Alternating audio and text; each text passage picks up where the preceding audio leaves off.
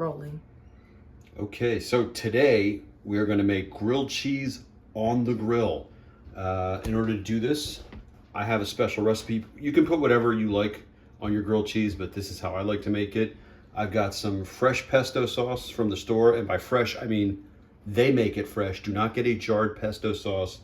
Jarred pesto sauces at the store have vinegar added to them as a preservative, and it alters the flavor, and it's terrible.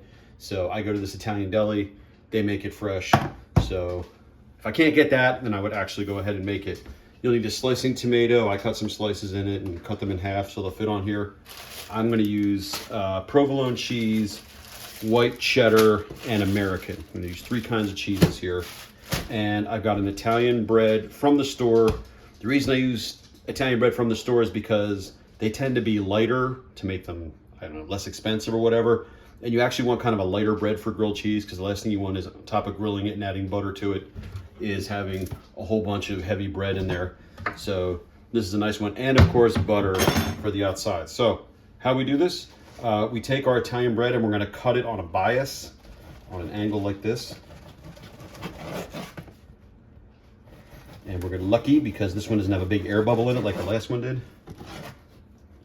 So get this angle here. Probably should have washed my hands after handling that dead wood chuck. Oh well. Wonder if people get tired of that joke. All right, so we'll put this over here. So here's my 2 slices of bread. So the first thing, we're gonna need a knife. We'll get one over here. Last thing I forgot. And I will butter one side. Just put some butter on it. Julia Child says everything's good with enough butter. Isn't that a wonderful thing? That's my Julia Child's impression. Okay, so I got butter on that side, and I'm gonna put that on my tray that I'm gonna use to take down to the grill. And then I'm gonna start with a layer of provolone. Now I got sharp provolone. You can get mild if you're a whip, but I like mine a little picante. This is actually the white cheddar. I don't know why it's important to me that I start with provolone. Doesn't really matter what order, unless you're CDO like me, which is OCD but in alphabetical order. And then I just break it in half and lay it across there. Got 2 pieces in the middle there.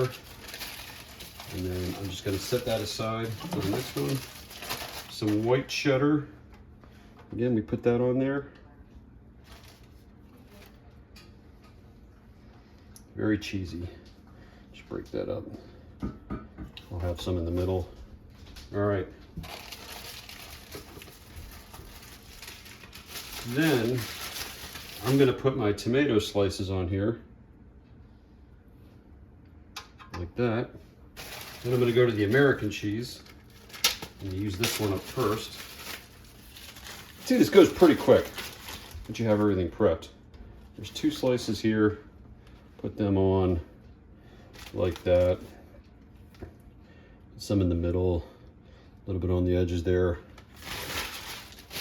Now, I'm gonna take my pesto, get a little spoonful of pesto, put some pesto on the inside here, spread it out. Put as much on as you want. I don't want too much because I don't want it to sog up the bread. I got a layer of pesto there. And then I'm gonna put that on top of the sandwich. And then I'll butter the top. And as Julia Child would say, et voila, it's ready to go on the grill. All right, so we'll be back in a second. I'm gonna go start the grill while Tunes by Doug makes the other sandwich. So be back in a minute. Okay, so I've got my grill preheated. I've got all the burners on low, and just like the flatbreads, and just like the flatbreads, I'm gonna put the grilled cheeses on this side of the grill. And so go ahead, put them on this side, going this way. Or going that way, that works too.